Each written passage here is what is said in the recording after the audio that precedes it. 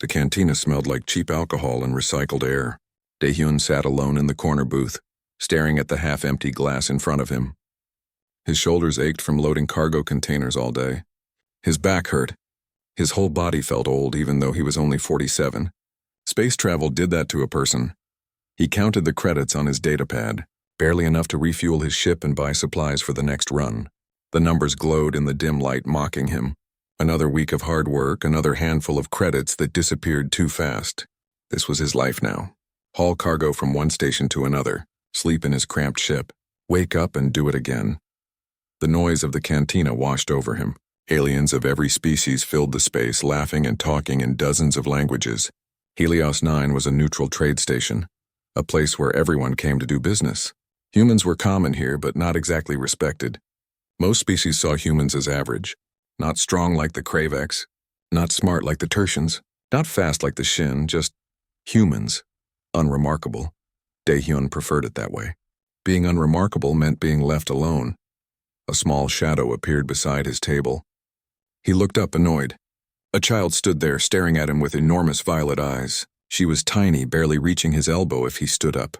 Her skin had a silvery sheen, like polished metal in moonlight. Two thin antennae drooped from her forehead, and her three-fingered hands clutched something against her chest. "Please, sir," the girl said in heavily accented Galactic Common. Her voice was small and scared. "I need help," Daehyun sighed. "Kid, I don't do charity." "Ask someone else." The girl didn't move. Her antennae trembled. "Please, I have money." She opened her small hands, revealing 7 universal credits. They were worn and scratched, the kind that passed through 1,000 hands before ending up in hers. 7 credits. That was nothing. It wouldn't even buy a decent meal on this station. "What do you want?" Daehyun asked, not really caring but too tired to be completely heartless. The girl's eyes filled with something that looked like tears, though the liquid was clearer than human tears. "Tomorrow is Family Appreciation Day at my school. All children must bring a parent. I don't have a father anymore." Daehyun's chest tightened. He took a long drink from his glass, trying to wash away the sudden uncomfortable feeling. The girl continued, her words tumbling out faster now. "My father died 2 cycles ago. Mining accident in the asteroid belt.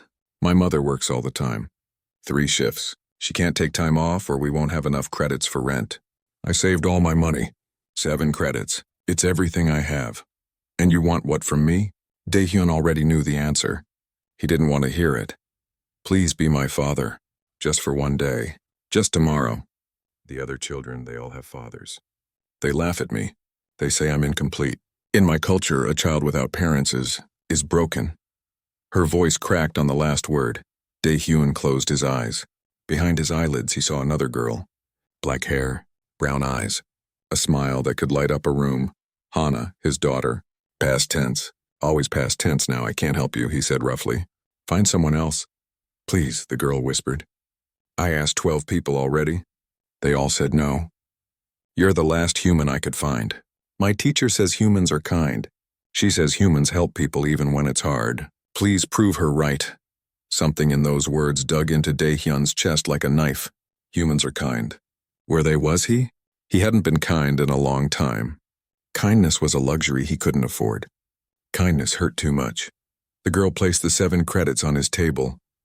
Her hands shook. "I know it's not much, but it's all I have. Please, sir." The cantina noise faded into background static. Daehyun stared at those 7 credits. Such a small amount. This child had worked for who knows how long to save that money, and she was willing to give it all away just to not feel broken for one day. He thought about saying no again. He should say no. He had cargo to deliver. He didn't know anything about this species or their customs.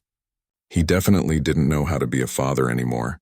He had failed at that once already, but those violet eyes watched him with desperate hope and he found himself pushing the credits back across the table.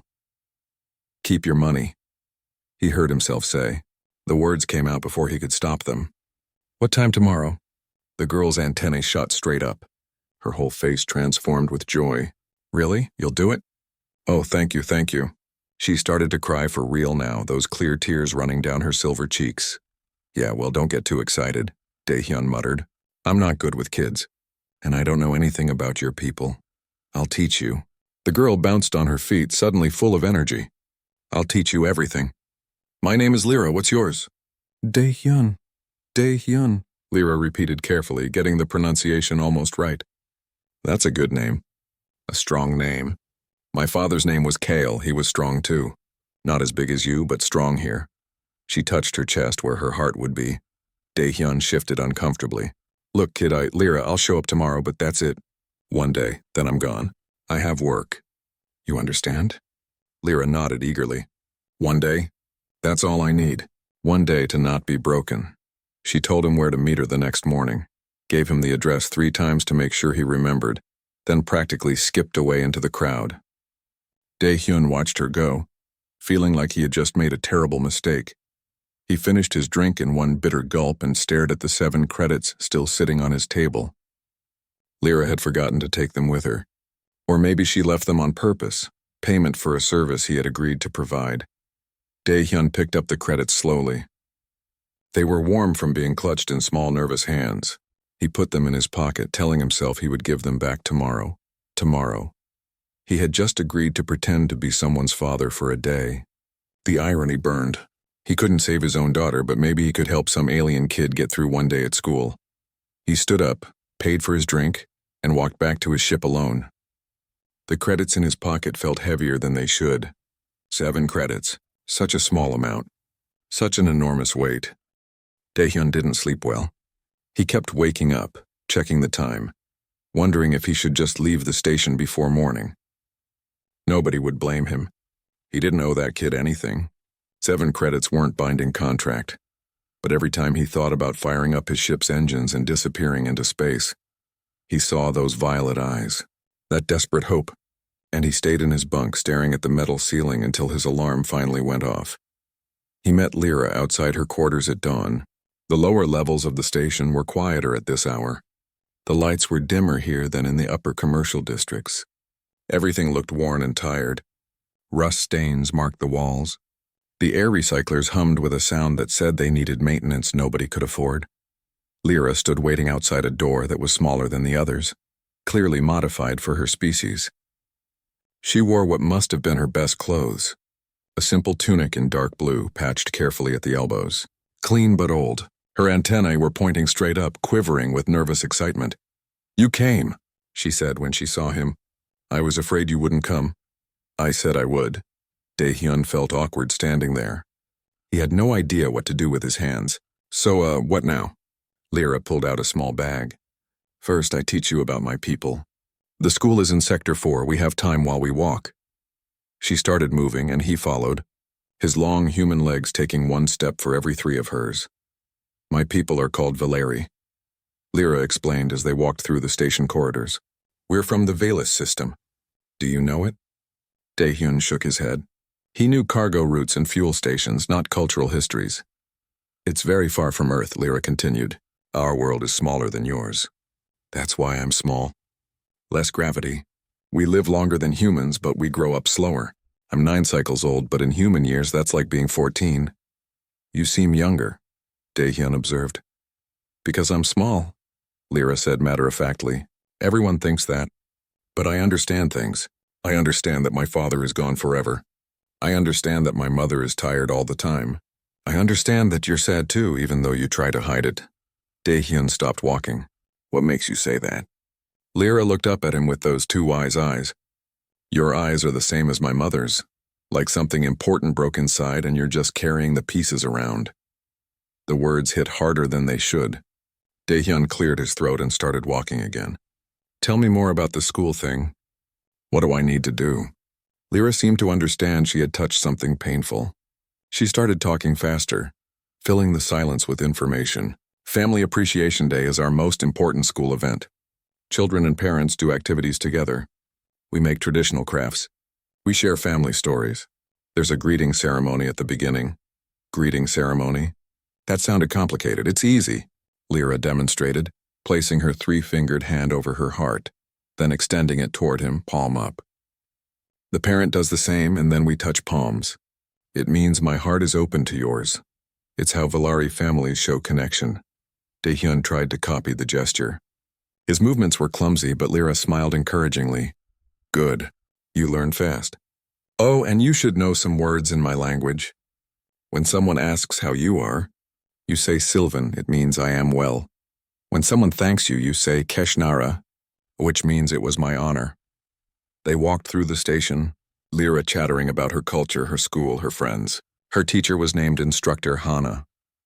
The coincidence of the name made Daehyun's stomach twist, but he said nothing. The other children have been mean since my father died. Lyra admitted quietly. They say I'm unlucky. That misfortune follows children without fathers. Some of their parents won't let them play with me anymore. That's cruel, Daehyun said, surprised by the anger in his own voice. It's our way. Lyra's antennae drooped. Family is everything to Valarii. Without family, you're incomplete. Like a broken tool. I try to be strong like my father was, but it's hard when everyone treats you like you're damaged. They passed through a market area where vendors were just opening their stalls. The smell of cooking food filled the air. Dozens of different alien cuisines mixed together. Daehyun's stomach reminded him that he had skipped dinner last night. Lyra stopped at a vendor selling what looked like protein bars. She stared at them with obvious longing. You hungry? Daehyun asked. I ate, Lyra said quickly. Too quickly. Daehyun walked up to the vendor, a large four-armed alien who barely looked at him. 2 of those protein bars. The real ones, not synth. 15 credits, the vendor grunted. Daehyun paid without thinking about it. He handed 1 bar to Lyra, who stared at it like he had given her treasure. This is real protein, she whispered. I've only had this once before. It's expensive. Just eat it. Lyra unwrapped the bar slowly, savoring every bite. She closed her eyes and her antennae curled with pleasure. Thank you, she said between bites. My father used to buy these sometimes. When he had extra credits, he always gave me half of his. Daehyun ate his own bar and tried not to think about all the times he had brought treats home to Hana. Ice cream from the colony's only shop. Real chocolate from Earth. Little things that made her smile. Can I ask you something? Lyra's voice was small. Why did you say yes? Last night in the cantina. Why did you agree to help me? Daehyun didn't answer right away. They kept walking, their footsteps echoing in the corridor. Finally, he said, I had a daughter once. Her name was Hana. She was about your age. Was? Lyra caught the past tense immediately. She died. 3 years ago. Colony raid. I was off-world, hauling cargo. By the time I got back, he stopped. He never talked about this, never. But somehow with this strange alien child, the words came out. I wasn't there when she needed me. I was too busy working, trying to make money, and she died because I wasn't there to protect her. Lyra's hand slipped into his. Her 3 fingers wrapped around 2 of his. That's why your eyes are broken, she said softly. I'm sorry. They stood there in the corridor, a human cargo hauler and a Valarii child, both carrying grief too heavy for their shoulders. My father died in the mines, Lyra said. The company paid for the funeral, but nothing else. No support for families. My mother tried to sue them, but she couldn't afford a lawyer. So we just survive. She works and works and works. I help when I can. We survive. That's all any of us can do, Daehyun said. They started walking again, still holding hands. It felt natural somehow, comfortable. Will you tell me about Hana? Lyra asked. What was she like? And somehow, for the first time in 3 years, Daehyun found himself talking about his daughter. Not the way she died, but the way she lived. How she loved old Earth music. How she could fix any machine just by looking at it. How she laughed at his terrible jokes. How she gave him a handmade card every Father's Day, covered in glitter and terrible drawings. Lyra listened to every word, her antennae tilted toward him in focused attention. When he finally stopped talking, his throat was tight with emotion. She sounds wonderful, Lyra said. I think she would be proud of you for helping me. Maybe, Daehyun said, though he doubted it. Hana would probably be angry that he had spent 3 years running away from everything instead of living. They reached the entrance to Sector 4. The school was close now. Lyra squeezed his hand. Thank you for telling me about her, she said, and thank you for the food. And thank you for coming. Just, thank you. Kesh Nara, Daehyun said, using the phrase she had taught him. Lyra's whole face lit up with joy. Your pronunciation is perfect. It wasn't, but he appreciated the lie. Together they walked toward the school, a mismatched pair bound by loss and the fragile hope that maybe, Just for one day, they could both pretend to be less broken. The school was nothing like Daehyun expected. He had imagined a proper building with classrooms and desks. Instead, they entered what was clearly a converted storage bay. The metal walls were painted in bright colors, but the paint couldn't hide the old cargo markings underneath. Mismatched furniture filled the space. Some chairs were too big, some too small, donated from a dozen different species. The lighting flickered occasionally, and one corner of the room was darker than the others where a light panel had died.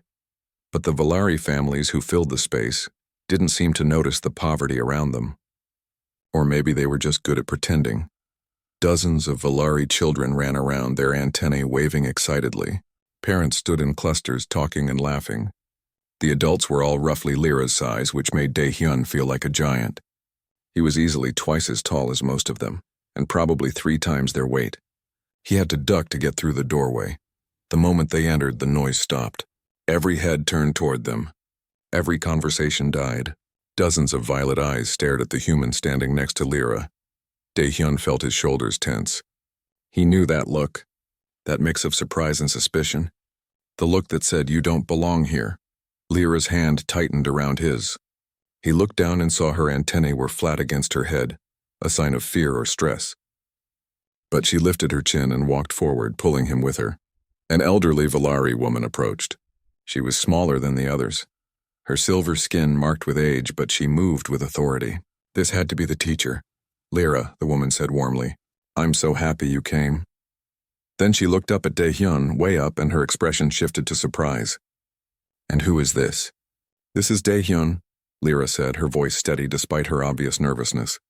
"He's my father for today." Whispers rippled through the room. Daehyun heard fragments. "A human? She hired someone? How desperate. Disgraceful." The teacher's expression didn't change, but her eyes showed understanding.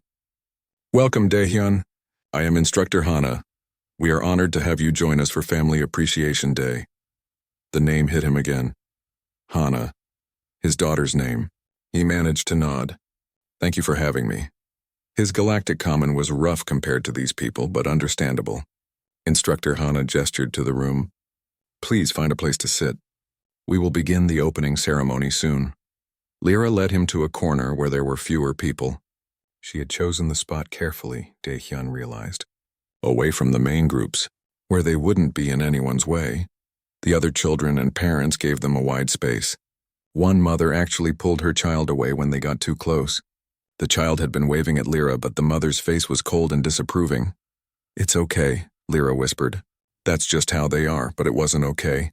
Daehyun felt anger burning in his chest. These people looked down at Lyra because her father had died? Because her mother had to work? Because she was poor? Because she had asked a human for help? More families arrived. Each new group that entered the room did the same thing. They saw Daehyun. Their eyes widened and they whispered to each other. Some looks were just curious. Others were hostile. One Valari man, dressed in expensive clothes with elaborate embroidery, stared at Daehyun with open contempt. His 2 children wore matching outfits that probably cost more than Lyra's entire wardrobe. The man said something in the Valari language to his wife, too quiet for Daehyun to hear. But the wife laughed and looked at Lyra with pity. Instructor Hana clapped her hands together, a sharp sound that got everyone's attention. "Welcome, families. Thank you all for joining us for Family Appreciation Day. Today we celebrate the bonds that make us strong, the love that makes us whole, the connections that define us as Valari." She began explaining the day's activities. First would be the traditional greeting ceremony. Then families would work together on crafts. After that, a storytelling circle where parents would share wisdom with the children. Finally, a closing ceremony to honor family bonds. "Let us begin with the greeting ceremony," Instructor Hana announced. "Parents and children, please face each other." Around the room, families stood and turned to face each other. Lyra stood up and Daehyun followed. She looked so small next to him, so fragile. She placed her hand over her heart, then extended it toward him, palm up.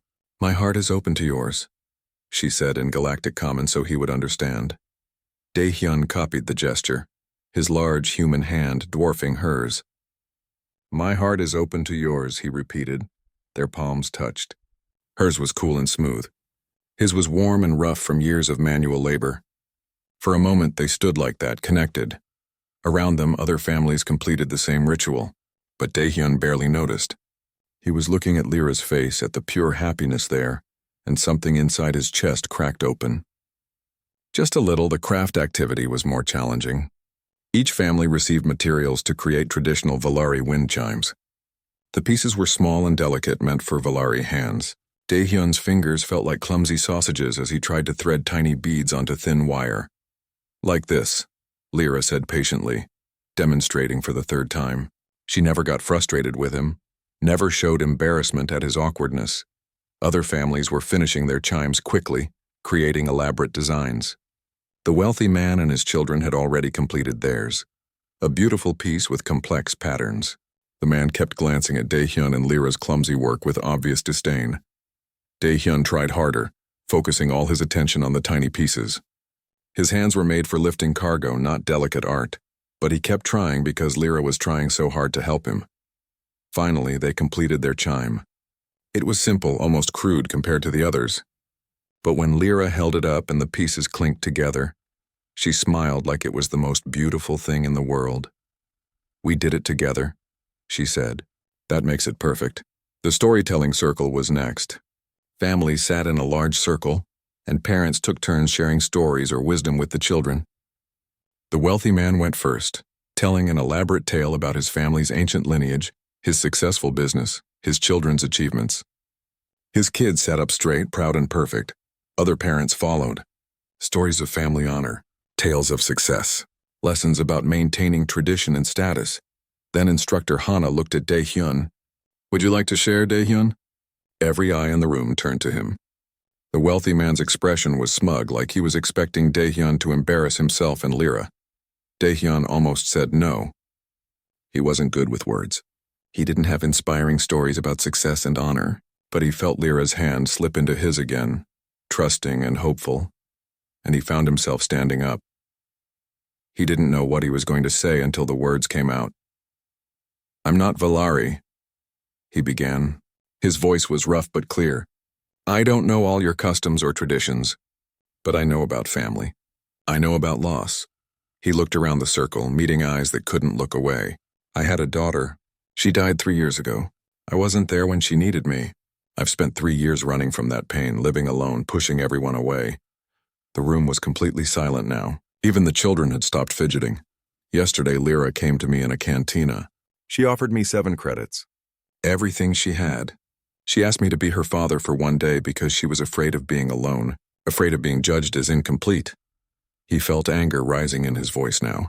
She's 9 years old, 9, and she's worked odd jobs, saved every credit just to not feel broken for 1 single day. He turned to look directly at the wealthy man. "Your children are lucky. They have 2 parents. They have nice clothes and probably a comfortable home. That's good. That's how it should be. But that doesn't make Lyra less worthy. It doesn't make her incomplete." The wealthy man's face had gone still and unreadable. Daehyun continued, speaking to everyone now. Lyra's father died in a mining accident.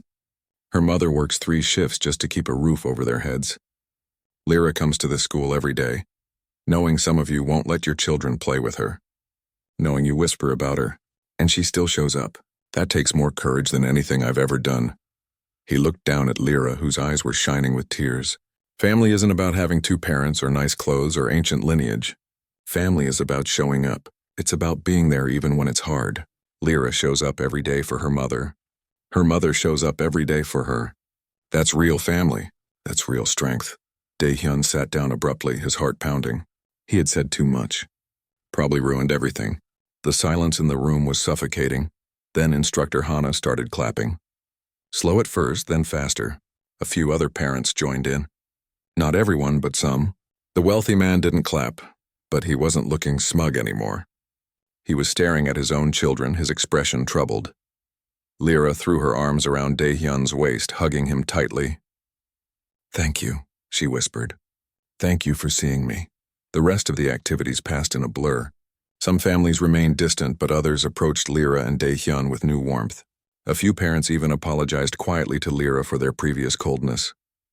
As the closing ceremony began, Daehyun realized something strange. For the first time in 3 years, the weight in his chest felt a little bit lighter. The closing ceremony was almost finished. Instructor Hana stood at the front of the room, talking about the importance of family bonds and community. Lyra sat next to Dae-hyun, holding their clumsy wind chime like it was made of precious metal. She kept glancing up at him, smiling, happier than he had seen her all day. For a moment, Dae-hyun let himself relax. He had survived the day. He had helped this kid feel less alone.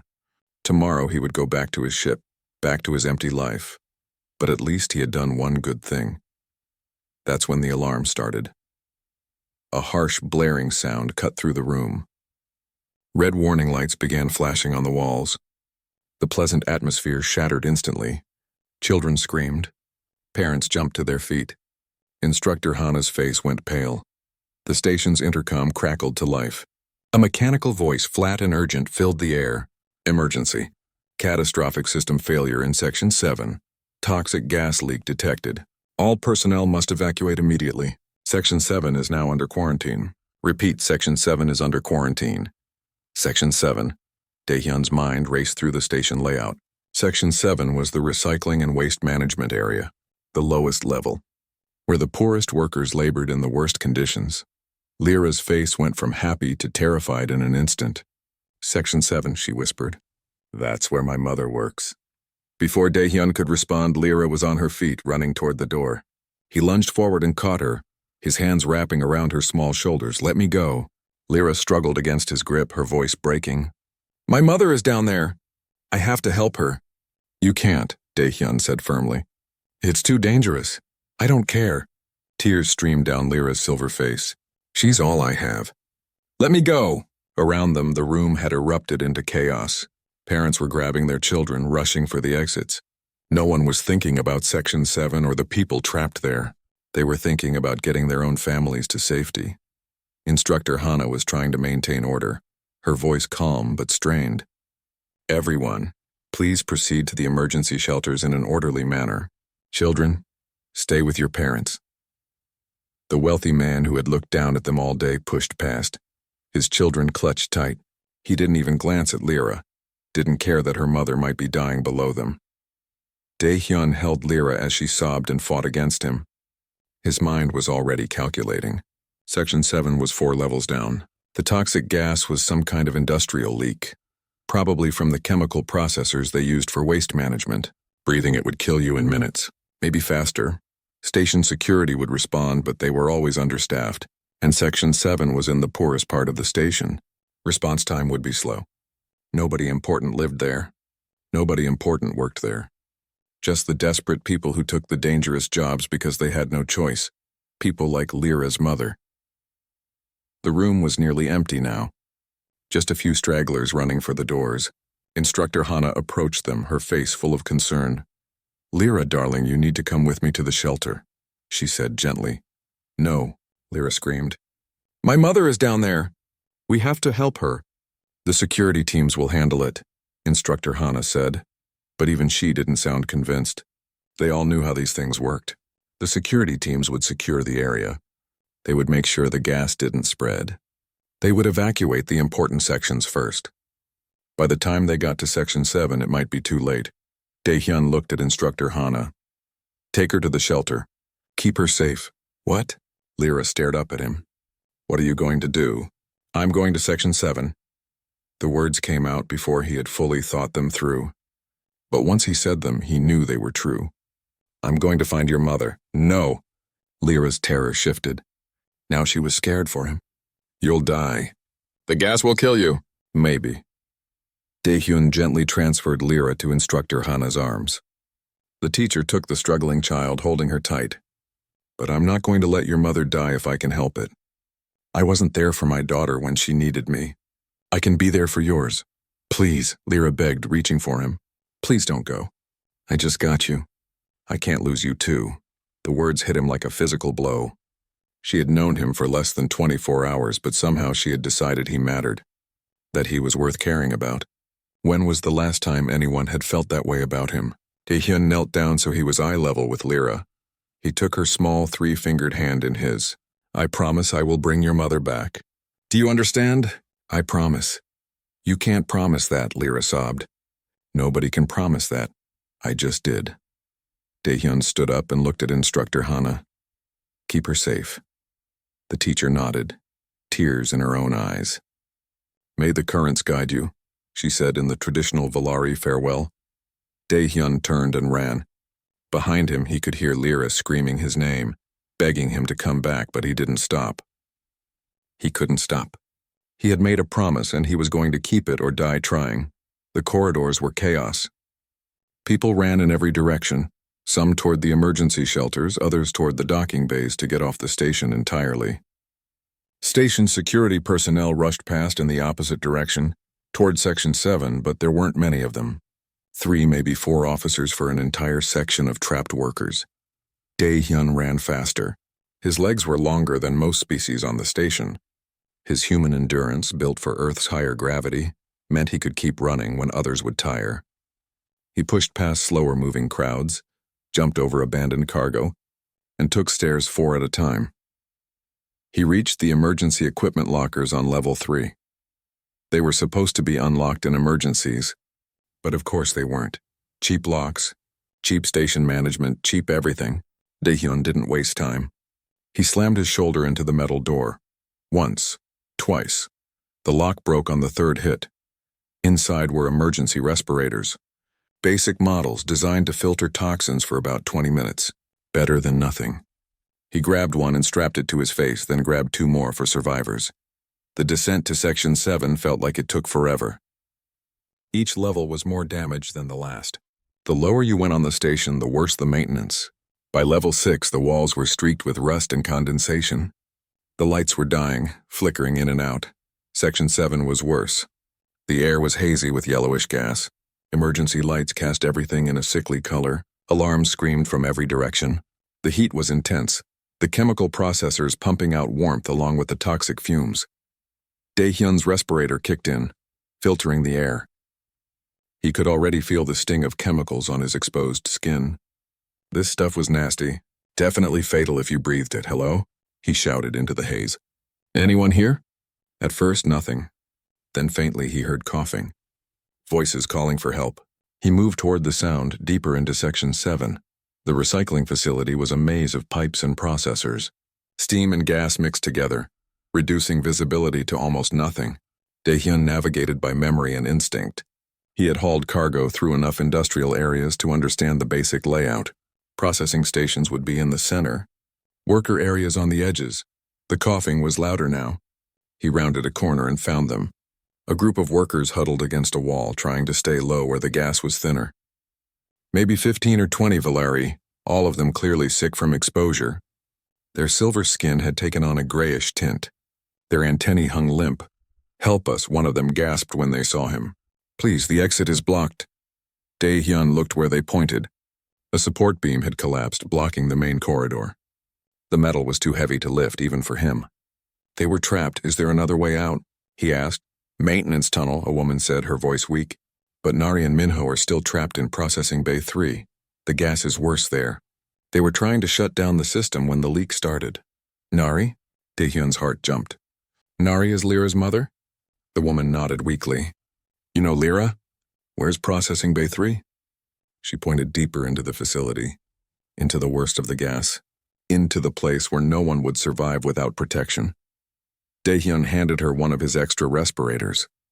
Get everyone to the maintenance tunnel. Station security should be setting up outside. Go now. What about Nari and Minho? I'll get them. Daehyun didn't wait for a response. He plunged deeper into Section 7, into the toxic yellow haze toward 2 people who were probably already dead. But he had made a promise to a little girl with violet eyes. And if there was even a chance, even the smallest possibility that he could keep that promise, he was going to try. Because that's what humans did. They showed up, even when it was impossible. Even when it was stupid. Even when they were terrified, they showed up. The deeper Daehyun went into Section 7, the worse it got. The yellow gas was so thick he could barely see 3 feet ahead. The heat from the chemical processors made sweat pour down his face. His respirator wheezed with each breath, working overtime to filter the toxins. Processing Bay 3 was at the center of the facility. The worst place to be during a gas leak. the place where the chemicals were most concentrated. Daehyun's exposed skin burned. The gas was eating away at him slowly, causing blisters to form on his hands and neck. He ignored the pain and kept moving. He had survived worse. Cargo runs through radiation zones, emergency repairs and hard vacuum. A little chemical burn wasn't going to stop him. "Nari!" he shouted into the haze. "Minho, can you hear me?" Nothing but the sound of hissing gas and warning alarms. He pushed forward, using the pipes as guides. His hands followed the metal, leading him deeper. The bay should be just ahead. Just a little further, then he heard it. A weak cough. A groan of pain. "Here," a voice called out. Male, strained. "We're here." Daehyun rounded a massive processor and found them. 2 Valari workers slumped against a control panel. A male and a female. Both were in bad shape. Their skin had gone from silver to dark gray.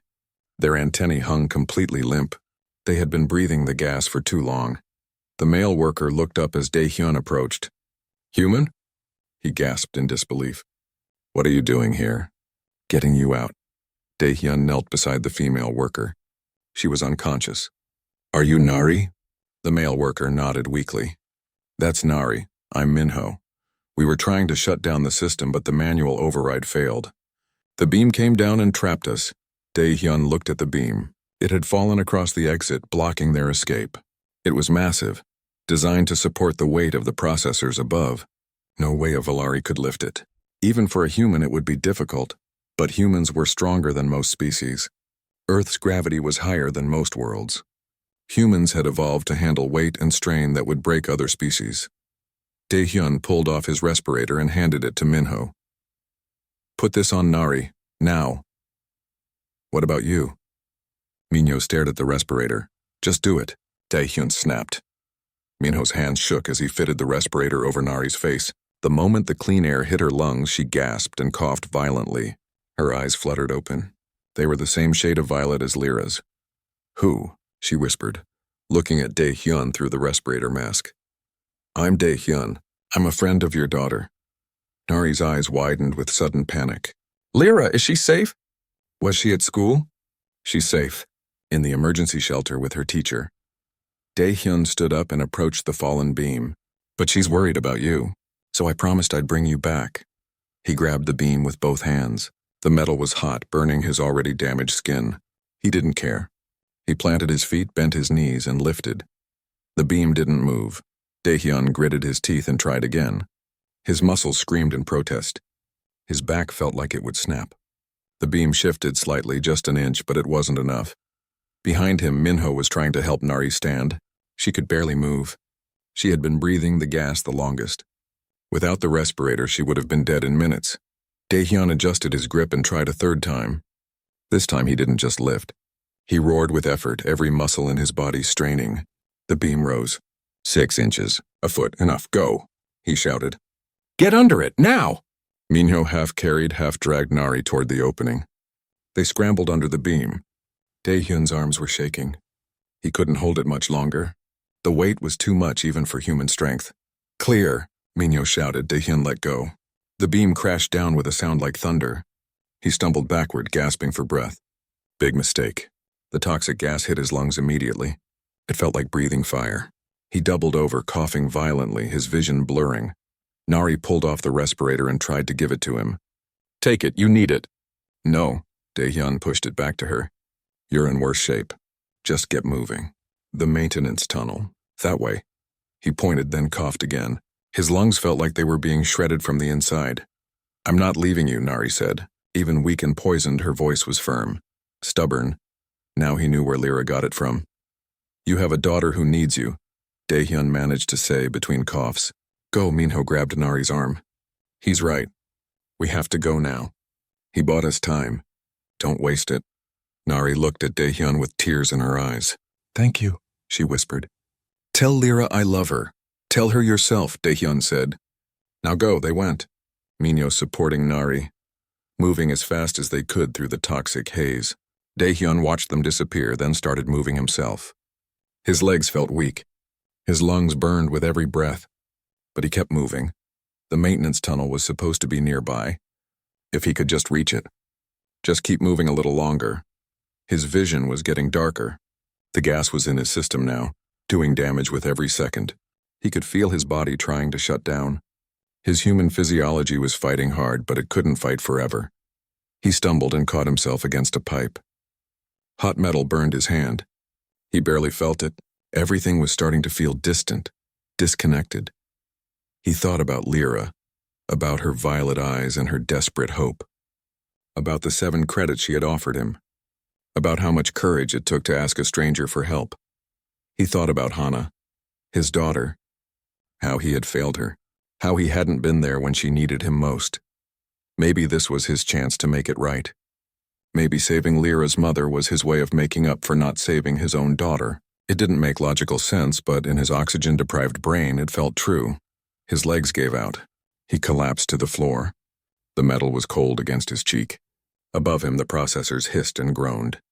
The yellow gas swirled around him like a poisonous fog. Is this how it ends? He thought. On the floor of some garbage processing facility on a station nobody cares about? Hands grabbed him. Multiple pairs of hands. Voices shouted commands he couldn't understand. Got him. We got a human here. He's still breathing. Get a respirator on him, now. Something clamped over his face. Cool, clean air flooded his lungs. The relief was immediate and intense. He gasped and coughed, his body trying to expel the poison. You're okay, buddy. We got you. Stay with us. Dae-hyun's vision cleared slightly. Station security officers surrounded him, their faces hidden behind full hazmat suits. They were lifting him, carrying him, moving fast toward the exit. Others? Dae-hyun managed to croak. Workers. Maintenance tunnel? We got them, one officer said. They made it out. You're the last one. Now shut up and let us save your life. They carried him through the maze of Section 7 upstairs, through corridors, away from the gas and heat and death. By the time they reached clean air, Dae-hyun was barely conscious. They laid him on a stretcher. Medical personnel swarmed around him, checking vitals, administering treatments. Someone was talking about chemical burns and lung damage. Someone else was saying he was lucky to be alive. Through it all, Dae-hyun kept the respirator pressed to his face, breathing in the clean air like it was the most precious thing in the universe. Is there someone we should contact? A medic asked. Family? Friends? Dae-hyun thought about his empty ship, his empty life. No family, no friends, just him and the endless cargo runs. But then another voice cut through the medical chatter. A small voice, desperate and scared. Dae-hyun, let me through. That's my friend. The crowd parted. Lyra appeared, her face streaked with tears. Behind her came Nari, leaning on Minho but alive. Alert. Safe. Lyra threw herself at Dae-hyun's stretcher, grabbing his hand. You kept your promise. You kept your promise. Dae-hyun looked at her, then at Nari. The mother and daughter had the same eyes. The same stubborn determination.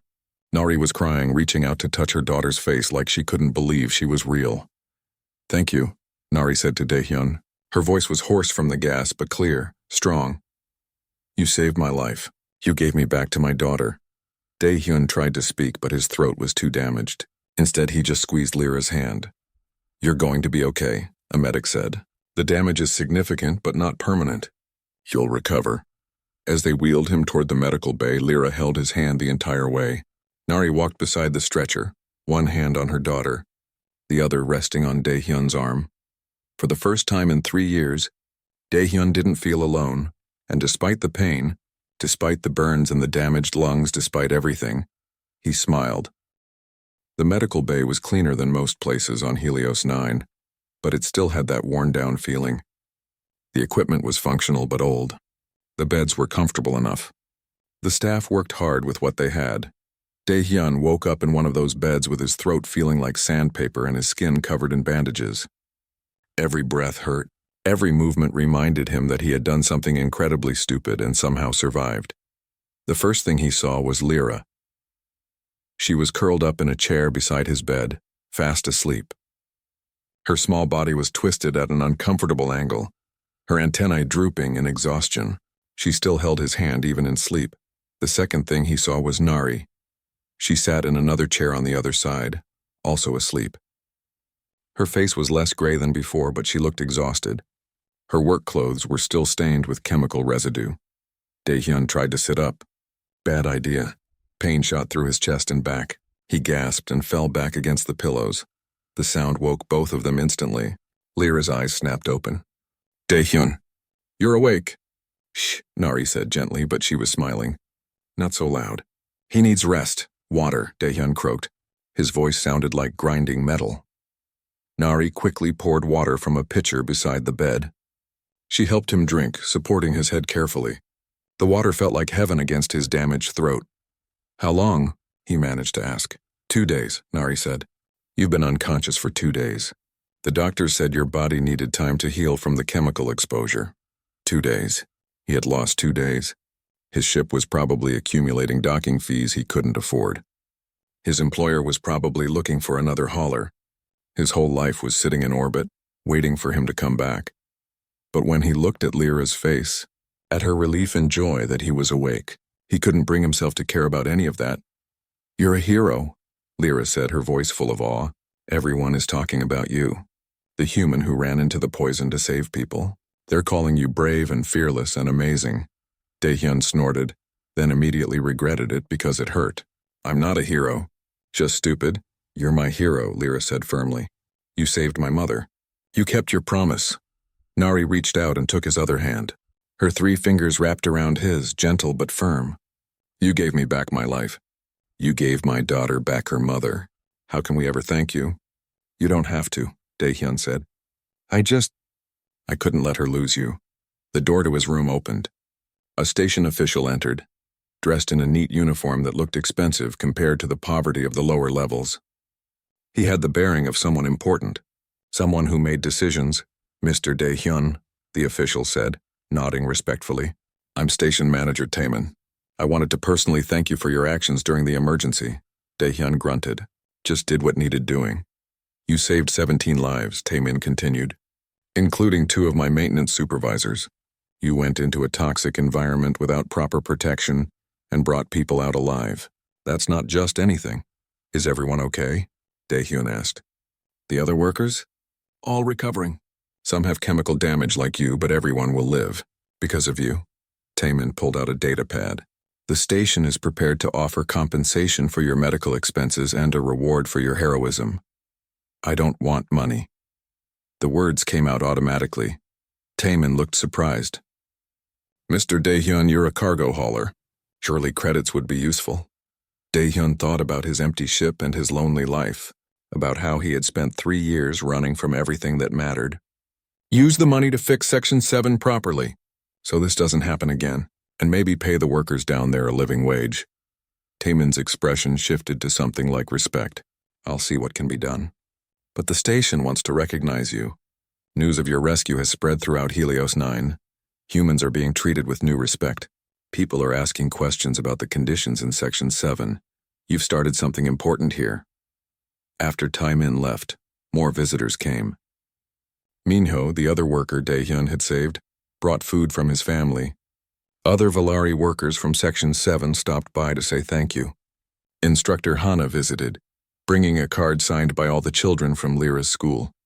Even the wealthy Valari father from Family Appreciation Day appeared. He stood awkwardly in the doorway, his expensive clothes looking out of place in the simple medical bay. I came to apologize, he said stiffly. I was wrong about you. About humans. About what makes someone worthy. He looked at Lyra, who was still curled up beside Daehyun's bed. Your courage shames me. I have taught my children to value wealth and status. You taught them something more important. Thank you. The man left before Daehyun could respond. Lyra giggled. He's not used to being wrong. That probably hurt him more than the gas hurt you. Despite the pain, Daehyun laughed.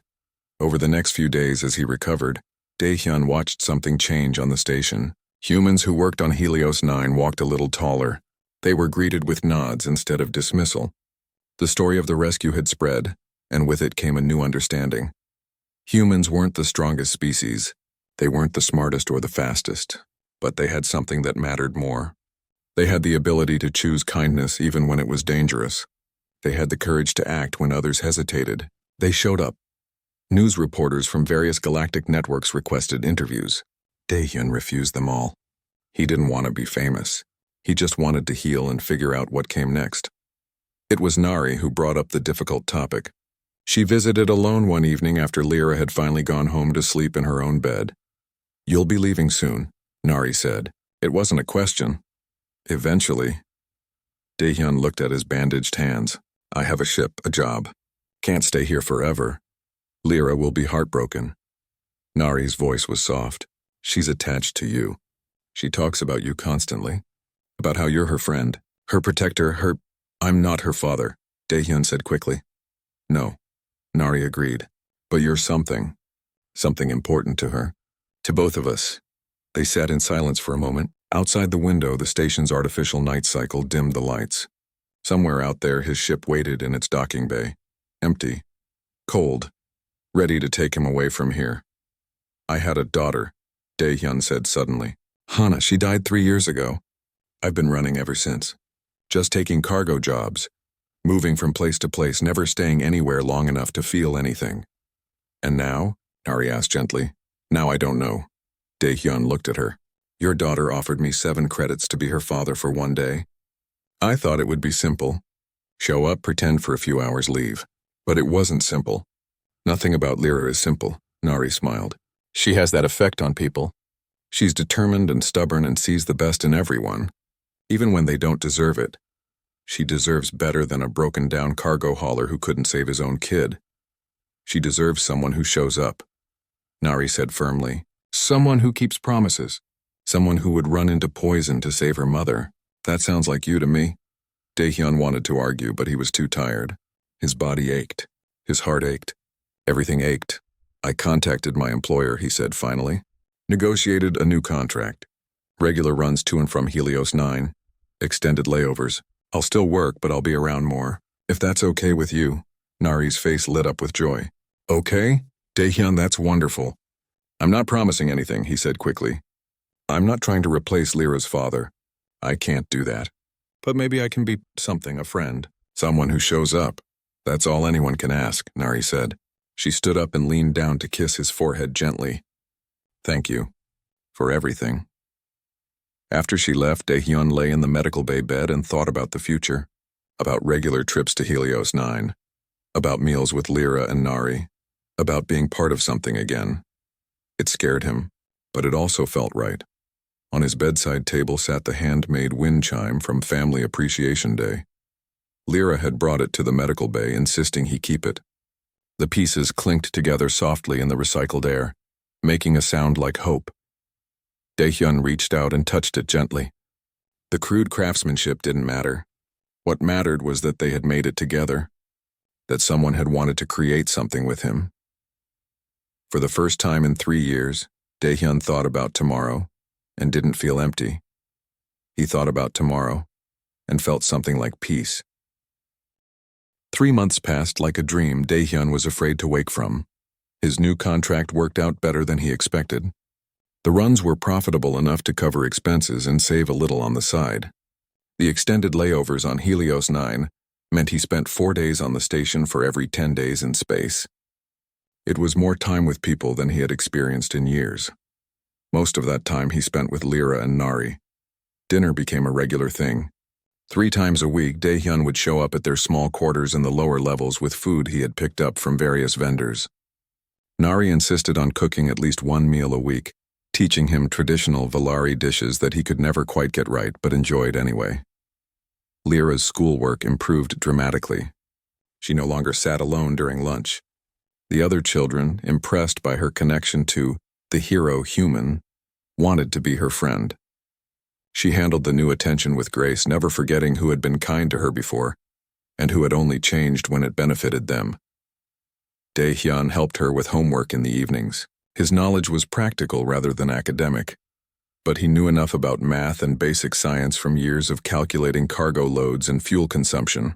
When he didn't know something, they figured it out together, using the station's public data terminals. "Why do we have to learn about ancient Valari history?" Lyra complained one evening, staring at her homework pad with obvious frustration. "It's all just dates and names of people who died thousands of years ago." "Because knowing where you come from helps you understand where you're going," Daehyun said, though he was secretly glad she was too young to ask him about human history. He barely remembered it himself. "Did you like history when you were in school?" Lyra asked. Hated it, Daehyun admitted. I was better with my hands than my brain. Always building things, taking them apart, putting them back together. Like ships? Eventually. Started with smaller stuff, toys, then appliances, then engines. He smiled at the memory. My teachers thought I'd end up in engineering. Why didn't you? Daehyun's smile faded. Life happened. Made different choices. Lyra was perceptive enough to know when to stop pushing. She went back to her homework, but she moved closer to him on the couch, her small body warm against his side. Nari was doing better too. The station's investigation into the Section 7 accident resulted in safety improvements and a small increase in worker pay. It wasn't enough, but it was something. She cut back to 2 shifts instead of 3, which meant she was home more often. The gray tint left her skin. Her antennae stood up straight again. She laughed more. You look happy, Daehyun observed one evening. They were sitting on the small balcony outside the quarters, watching the station's artificial stars twinkle in the dome overhead. Lyra was inside, supposedly studying, but probably reading adventure stories instead. I am happy, Nari said. For the first time since Kale died, I feel like I can breathe. Like life isn't just about surviving day to day. Good. You deserve that. Nari looked at him, her violet eyes reflecting the fake stars. So do you. Are you happy? Daehyun thought about it. Was he happy? The concept felt foreign. For 3 years, happiness had been something other people experienced. Something he had given up any right to feel. But sitting here on this balcony with Lyra inside doing homework and Nari beside him asking about his feelings. Maybe this was happiness. Maybe it was quieter than he remembered. More subtle. But real. Getting there, he said finally. The weeks turned into months. Daehyun's ship became a familiar sight in the docking bay. Other cargo haulers started greeting him by name. Station workers waved when they saw him.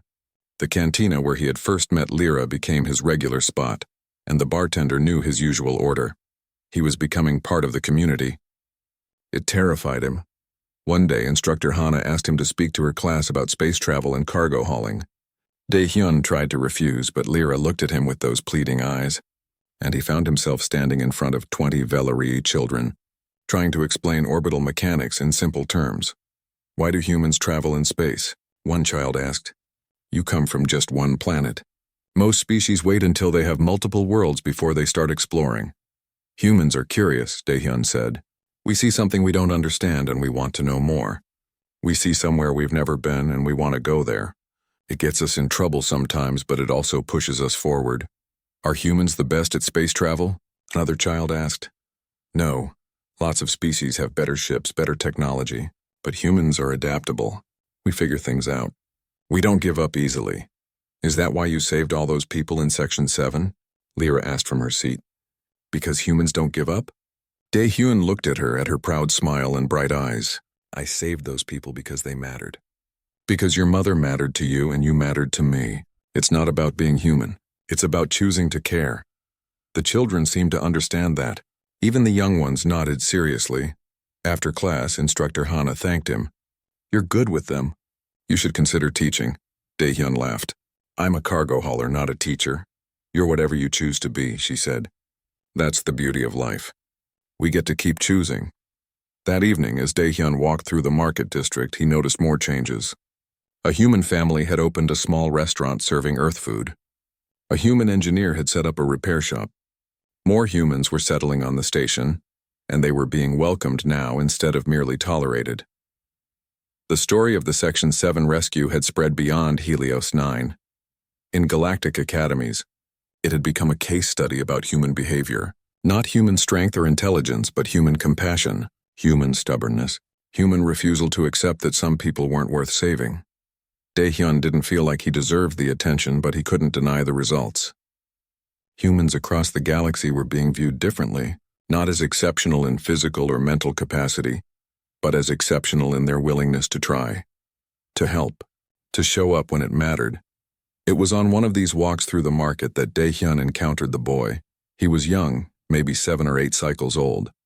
His species was Thalassian, with blue-scaled skin and large dark eyes. He looked thin and nervous, clutching something in his webbed hands. The boy approached Daehyun slowly, like he might run away at any moment. Excuse me, sir. Are you Daehyun? The human who saved the workers? Yeah, that's me. Daehyun stopped walking. Something about the boy's posture reminded him of Lyra that first night in the cantina. Desperate, scared, hoping. My name is Seong-ho, the boy said in heavily accented Galactic Common. I need help. My school has Culture Day next week. All students must bring a family member to share their traditions. But my father works on a cargo ship and he won't be back in time. My mother died when I was little. I have no one. Daehyun's chest tightened. Of course this would happen. Seong-ho opened his hands, revealing a small pile of credits. Maybe 10 or 12. I saved all my money. I can pay you. Please, sir, I just need someone for one day. Daehyun looked at those credits. They were worn and scratched, passed through countless hands before ending up in a child's desperate grip. Just like Lyra's 7 credits 3 months ago, he should say no. He barely had time for Lyra and Nari. He couldn't start collecting lonely children across the station. He had his own life to worry about, his own problems.